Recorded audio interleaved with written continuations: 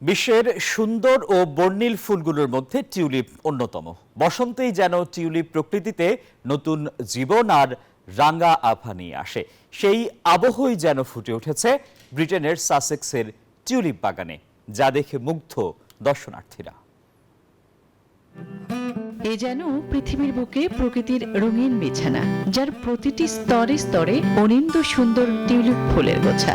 এই ফুলটি তার সৌন্দর্য, রঙের বৈচিত্র্য এবং নান্দনিক গঠনের জন্য বিশ্বব্যাপী পরিচিত। বসন্তকালে টিউলিপ যেন তার আপন সৌন্দর্যে পেখম মেলে ধরে, যার সবটুকুই যেন ঠেলে দিয়েছে দক্ষিণ ব্রিটেনের সাসেক্সের এই বাগানটিতে।